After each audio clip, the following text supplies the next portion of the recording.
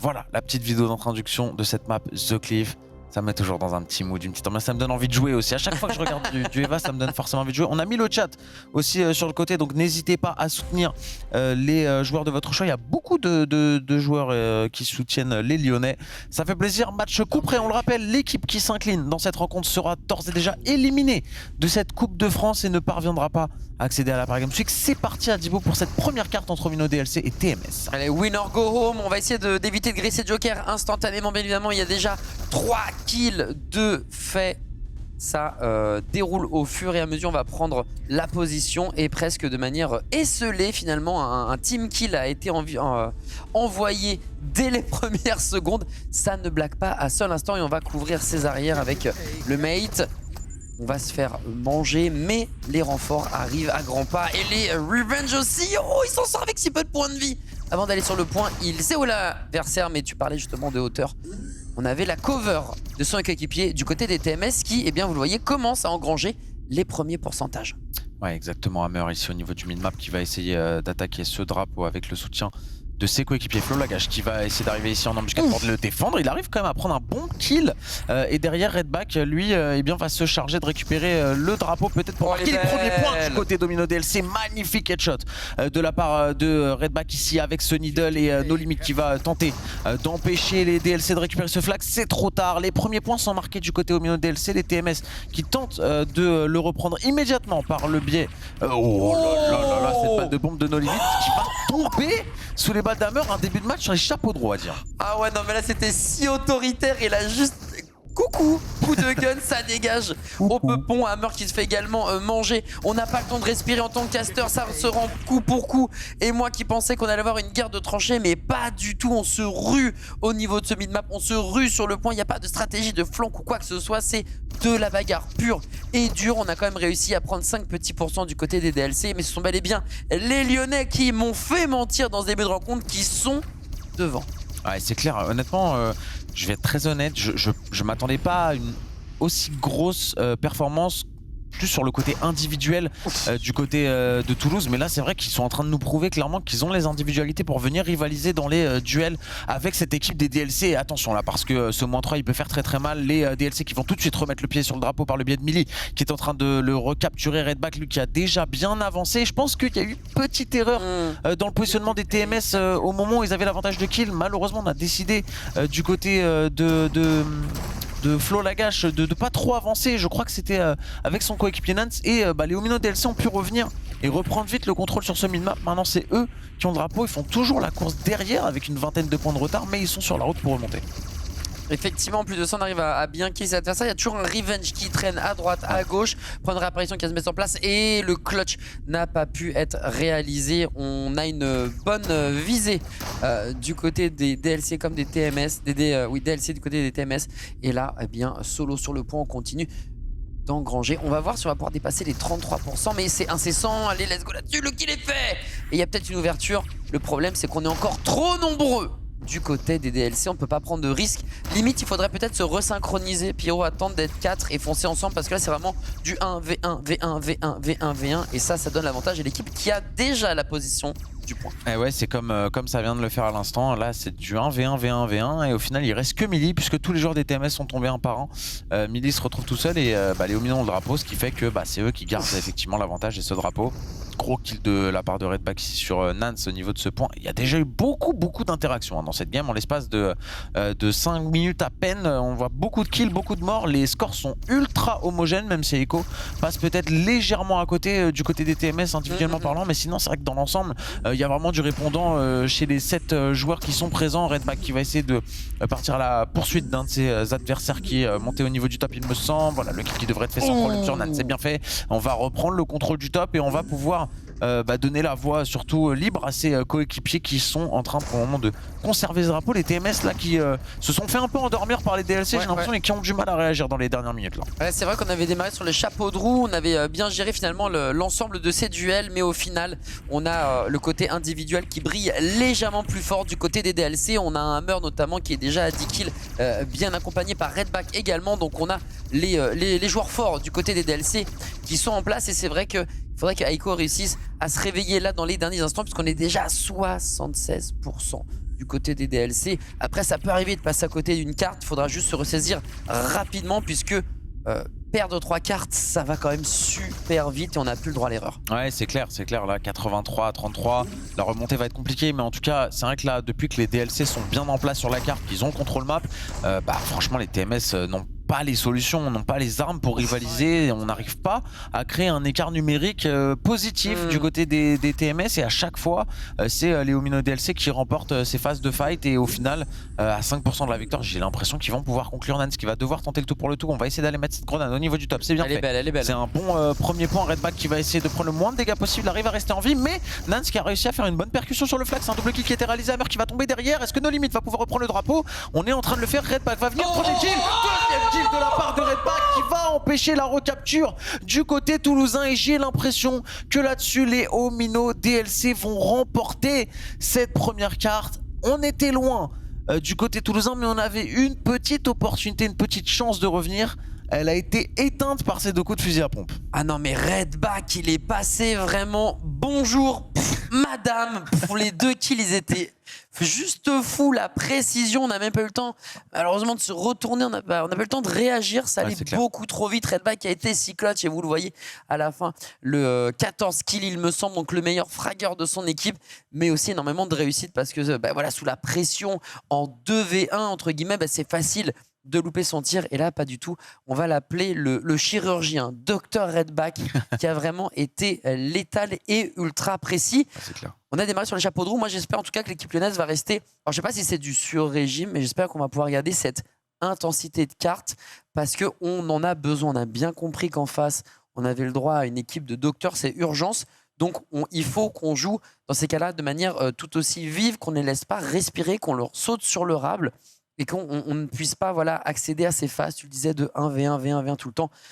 Ça a bien fonctionné au tout début, ça n'a pas réussi ensuite, dès que les 33% étaient terminés, hop, on n'a pas réussi à remonter la pente. Donc juste se resynchroniser, bien se focus et ne pas hésiter, quitte à faire du 3v1 ou du 3v2, quitte à y aller prendre un pari finalement et de se dire en 1v1 ça marche pas, le 2v1 c'est compliqué, c'est quoi, on prend un flanc, on y va à 3, et même si on en perd un, derrière on est toujours sûr de revenge et d'avoir la supériorité numérique à la fin. Ouais, j'aime bien cette idée, c'est vrai que pendant longtemps, début de game ultra explosif, et puis c'est vrai que la deuxième moitié de la game a vraiment tourné à l'avantage des DLC sans aucune contestation possible, et c'est vrai que du côté toulousain, j'ai l'impression qu'on était un peu démunis, et on sent, même si on les entend pas, je sens que dans la communication, c'était pas comme au début de la game, on sent que chacun faisait un peu sa vie de son côté et on mourait beaucoup un par un, et c'est vrai que je pense que partir à 3 ou à 4 sur le côté gauche dans le couloir par exemple aurait pu être une solution pour venir un peu casser le rythme et la dynamique des DLC qui était super puissante. Donc il va falloir trouver une réaction très rapidement. Je sais pas si les joueurs sont prêts pour la deuxième game, à mon avis ça ne saurait tarder. Je me rappelle d'ailleurs plus de la carte, est-ce que tu l'as en mémoire? Il me semble que c'était Silva, si je dis pas de bêtises. Je crois que c'est à la fin. Alors c'est soit Silva. J'aurais dit Polaris, mais je suis pas sûr. Bon, toi aussi, t'as une grande mémoire. Ouais, exactement. Voilà, ça, je crois que ça. Moi, je suis vieux, donc voilà. C'était soit Silva, soit Cérès. Tu sais pourquoi? Parce que je me suis dit, la première elle est là, la deuxième elle est ici. Voilà, petit mot technique. Aussi simple que ça. Une autre. T'es venu, ah ouais, on est venu chargé d'informations. Tout à fait. C'est dernière génération de. La dernière génération d'imprimantes en noir et blanc. C'est ça, je me disais, je reconnaissais. Non, vraiment, rien à dire. Non, mais bon, à l'ancienne, old school, même moi, hein, on lit sur papier, les amis. On va partir sur Cérès, comme tu l'avais dit, sur cette deuxième carte dans ce premier match. On le rappelle, 4 matchs de loser bracket ce soir, tous cruciaux, puisque une défaite est synonyme d'élimination et de pas de Paris Games Week. Pas de gros morceaux de 17 000 €, surtout ça fait mal au cœur. Aussi. Et un retour à la maison aussi pour certaines équipes qui ne jouent pas en plus chez elles, comme c'est le cas des Toulousains qui jouent aujourd'hui, enfin des TMS pardon, qui jouent à Lyon, donc eux à domicile, mais voilà, les Parisiens qui jouent à Beauchamp, bon c'est pas très loin, c'est pas le bus le plus long de la planète, mais on n'est pas à domicile et on est parti. Oh, il y a eu des coups avec une petite Kobe avec Hammer tout de suite qui envoie une belle grenade, 2 kills déjà d'entrée pour les DLC qui vont pouvoir se diriger sur le drapeau directement. Ouais, c'est marrant de voir qu'on a choisi The Cliff qui est pas la map la plus grande évidemment. Cérès c'est encore pire, on aime beaucoup se battre dans des coins très reclus avec peu d'espace, donc si vous êtes claustro, ce sont pas des maps qui vont vous faire plaisir parce qu'à chaque fois que vous allez tourner dans un couloir, vous allez voir que il y a un adversaire qui vous attend, c'est pas un adversaire, c'est une grenade qui a été pré-shot. Donc là il faut vraiment faire très attention à positionnement parce que tout est punissable hyper rapidement. Vous êtes proche à chaque fois de vos adversaires en un coup de cuillère à peau. Donc c'est intéressant de voir qu'on a décidé de partir là-dessus. Et Nance qui prend un kill très important. Il faut essayer de contester. Et au moment où la supériorité numérique s'est mise en place, et bien malheureusement, le réveil est immédiat. Parce qu'on a Dr Redback qui vient, je crois, en consultation. Bien épaulé par un de ses coéquipiers d'ailleurs. Ouais, tout à fait. Alors avant de continuer, il faut juste que je m'excuse. C'est vrai qu'on m'a repris dans le chat. En fait, je suis matrixé. TMS me fait penser à TLS, Oui, que je connais depuis très longtemps. Depuis plus longtemps, même parce que Eva Lyon, c'est la première fois que je les vois en compétition, parce qu'ils n'étaient pas à l'Eva League. Et TLS étant à l'Eva League l'année dernière, je crois que c'est pour ça que je shift les deux. Donc désolé pour l'inversion. On m'a dit les ravages de l'alcool dans le chat. Je tenais aussi à rassurer les gens. Je suis à 100% de mes capacités, mais j'ai juste un petit, c'est un petit lapsus que je fais. Je suis navré pour ça, donc à partir de maintenant, ne vous inquiétez pas, ce seront bien les Lyonnais et non pas les Toulousains de TLS qui joueront juste après ce match. C'est aussi pour ça que je me suis un peu embrouillé et emmêlé les pinceaux. Mais tout va bien, Omino DLC qui déroule et c'est un petit peu aussi dans cette dynamique là, moi que je te présentais les choses en amont. C'est là tu vois encore une fois une carte choisie cette fois par les Omino DLC. Donc j'ai l'impression que c'est aussi ça peut-être qui a fait la différence. TMS a choisi la première carte, on a senti un gros start, même très dominant, et du coup ça correspond un peu avec le fait qu'ils aient choisi la première carte peut-être là où ils sont plus à l'aise, là où ils ont travaillé ce start et ça a été pour le coup très efficace. Derrière on s'est un peu écroulé quand on a perdu le contrôle. Là on se fait largement mener sur une carte qui a été choisie cette fois par les Omino DLC et là il n'y a pas photo. Individuellement c'est un peu compliqué pour l'ensemble des joueurs et puis surtout au niveau du score on n'a pas réussi encore à débloquer cette situation. Là c'est l'expérience qui parle clairement, les DLC sont en train de nous rendre unanimes sur cette carte. Bah, les DLC ils ont les lignes, supériorité numérique, les lignes ne va pas prendre de risques et ils n'ont pas à en prendre de risques. C'est à l'adversaire de créer le jeu, c'est à l'adversaire de surprendre, c'est à l'adversaire de tout faire. Et en plus quand tu es mené à 75%, ça fait énormément de pression sur les épaules. Licorne qui arrive et qui là se régale d'un double kill, il est en train d'exploser les scores. Là où on parlait d'Echo tout à l'heure, bah là c'est Millie qui passe en tout cas à côté de cette game et Millie a peut-être un rôle un peu plus support, voilà, pas forcément obligé de faire les kills puisque tu vas avoir Licorne qui va littéralement s'en occuper, qui va partir à l'agression, qui va prendre j'allais dire pas forcément des risques mais en tout cas quelques lignes, et les TMS, nos amis lyonnais bah, qui n'arrivent pas à trouver la faille. Il y a très peu de kills malheureusement et ça il y a peut-être le côté individuel qui pêche. Donc heureusement la carte qu'ils ont choisi juste après c'est Polaris, donc là on va avoir quelque chose de beaucoup plus aérien, de beaucoup plus espacé et c'est peut-être ça qu'il leur faut. Peut-être que le close combat c'est pas le truc qu'ils préfèrent le plus. Arrête pas qui se balade en 9-1, 12-1 c'est l'éclaireur pour Licorne. Millie qui n'a rien eu à faire dans cette partie et effectivement un 100-0 imperfect, on en a beaucoup vu la semaine dernière et je pensais pas qu'on en verrait tant que ça ce soir vu les affiches. C'est vrai que ce match là faisait peut-être partie de ceux qu'on aurait pu prévoir effectivement un 100-0 sévère pour TMS là qui du coup se retrouve un peu dans une position assez horrible dans le sens où on fait un super début de première carte, on se dit il y a moyen dans cette rencontre et puis derrière c'est vrai que là depuis la moitié de la première carte on a beaucoup de mal à rivaliser quand même avec cette équipe de DLC. On va partir sur une troisième game, rechoisie cette fois on le rappelle par TMS de Lyon qui peut du coup avoir encore une fois un bon start, mais il faut réussir à maintenir ce rythme en fait et à le faire durer toute la game. Bah c'est ça effectivement, il y a le côté, c'est pour ça que j'utilisais le mot sur-régime, parce que tu as cette sensation que bah, ça démarre sur le chapeau de roue, mais après petit à petit, hop, on a moins d'intensité, on a moins de réussite, alors qu'en face, eh ben, on a peut-être des joueurs plus expérimentés aussi. Réguliers, qui ont déjà eu affaire justement à toute une scène compétitive, que tu as déjà commenté, que j'ai déjà commenté. Donc il y a aussi l'expérience qui parle et là où il peut y avoir finalement un changement, parce que si on prend les mêmes maps très serrées, etc., c'est la définition de la folie, c'est de croire qu'il va y avoir un changement, alors qu'en fait, pas du tout, le résultat sera toujours le même. Clairement. Donc là, c'est bien, on part sur Polaris, c'est vraiment beaucoup plus aérien, beaucoup plus vertical. Il y a ce côté où tu peux respirer sur cette carte, et je me dis que s'il y a bien un changement à faire, c'est au niveau de la map, peut-être des nouvelles armes aussi. On n'a pas vu énormément, notamment de snipe, qui et un peu boudé de manière compétitive. Écoute, pourquoi pas surprendre l'adversaire, parce que de toute façon, vous la connaissez cette phrase, une balle, un mort. Donc si on arrive à clutch de cette manière, tout est bon pour remporter sa map, de toute façon. Ah, tu parles d'un amoureux du sniper en plus, donc moi c'est pas moi qui vais te contredire. C'est vrai que le sniper, compétitivement parlant, est pas l'arme la plus utilisée et pourtant voilà, ça peut faire très très mal, mais ça demande une énorme précision. Je pense que c'est des armes qui, quand elles sont masterisées, elles peuvent être ultra méchantes dans le jeu. Mais c'est vrai que les joueurs préfèrent un peu plus la jouer en mode sans vouloir offenser personne, un peu méta-slave. Ouais. On joue ce qui est fort Bien et sûr. pour le coup, c'est normal, ça marche parce qu'on est à un niveau de compétition où on a pas le droit à une demi-seconde d'erreur et forcément, on préfère se faciliter un peu la tâche aussi. Ouais, ça se comprend, ça se comprend. C'est vrai qu'on a vu quelques snipers de folie, mais dans des sessions beaucoup plus décontractées, ça c'est sûr. Et il y en a, c'est vraiment des machines, hein. C'est des tueurs à gages, ils ont l'œil directement vissé à la lunette et ça enchaîne un nombre de kills hallucinant. Ouais. Là, avec la pression, avec les enjeux qu'il y a, je comprends qu'on préfère se tourner sur un idole, je comprends qu'on préfère ne pas jouer loin, mais au contraire être close aux pompes, comme l'a fait Redback tout à l'heure et qui a pris son doublé Ah oui. presque en POTG sur les 2 derniers pourcentages qui restaient. Donc ça se comprend totalement. Let's go sur Polaris. Mettez vos doudounes parce que ça caille. C'est pour ça que tu disais Légèrement. qu'on respire, c'est cette neige un petit peu qui t'a donné envie d'être à la montagne, j'ai Totalement. l'impression.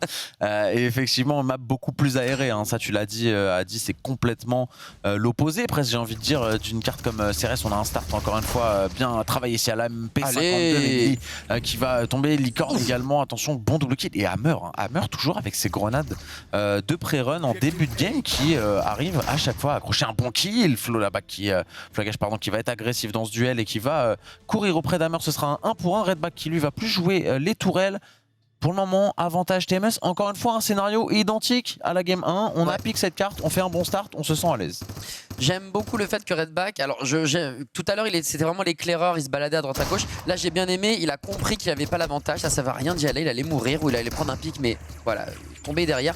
Donc j'ai bien aimé l'intelligence de jeu, d'attendre patiemment, voilà, d'avoir la hauteur. Là il a compris qu'il fallait passer à l'action parce qu'il y avait son mate qui permettait bien, de faire de l'animation prise en étau. Honnêtement, la stratégie était parfaite. Ouais, c'était bien maîtrisé. Et puis, même si on a fait un bon travail côté TMS, notamment par le biais de Nans, qui a gagné beaucoup de temps, qui a réussi à prendre un kill avant de mourir sur le drapeau.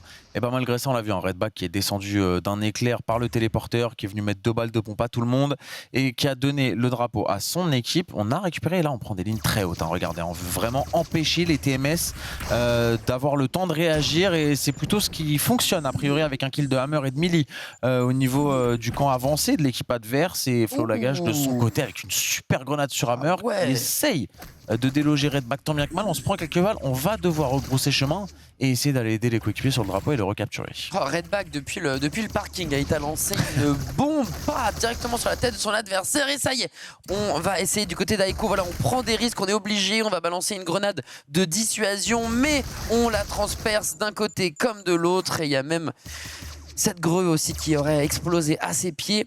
On tente quelque chose, j'aime beaucoup la prise de risque, mais j'aurais préféré la voir à 4. Je pense que là, quand t'es vraiment mené, et c'est dur d'être lucide, je pense que je serai le premier à partir, tu sais, YOLO, et on me dit non, mais attends, parce qu'on est mort.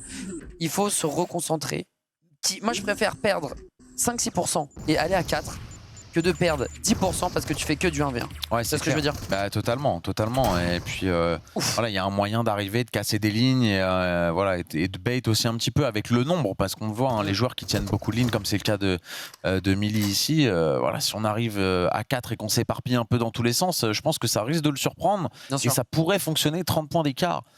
Pour le moment à l'avantage de Domino DLC, mais c'est vrai que c'est une game qui moi me rappelle vraiment la première. On était très bien parti, super entame et puis derrière voilà, là quand les Omino se placent comme ça, on sent qu'il y a eu du travail, on voit comment les joueurs sont positionnés, tous chacun la ligne attitrée, j'ai envie de dire, et c'est dur pour les TMS de passer.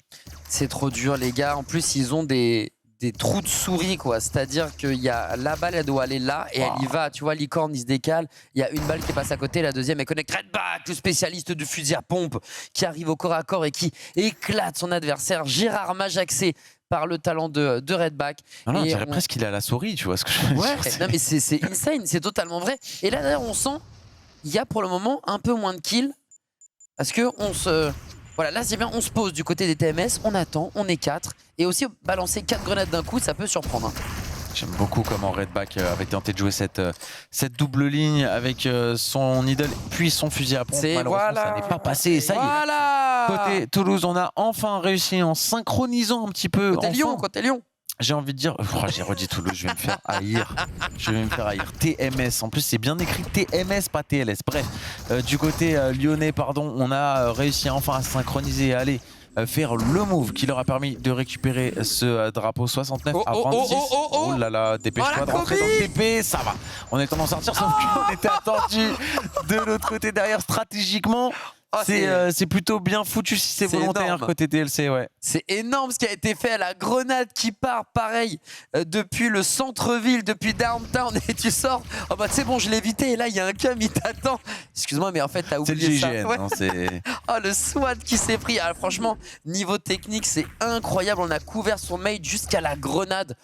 Ah ouais, mais là, si c'est ça le niveau de jeu, là les Lyonnais, ils peuvent... Voilà, c'est pas grave, je veux dire, là tu t'as vraiment frotté quelqu'un de plus fort. Mais ce qui m'a plu sur la recap, sur la reprise tout à l'heure, c'est qu'on y est là à 4. Ouais, on y est à la 4. Et ça a fonctionné. Et ça me fait plaisir. Bien sûr, on y est à la 4 et on a vu que c'était la solution. Ils ont un peu plus de doublé leur score depuis ça. Et puis, même s'ils ont reperdu le drapeau derrière, tu vois, c'est pas non plus...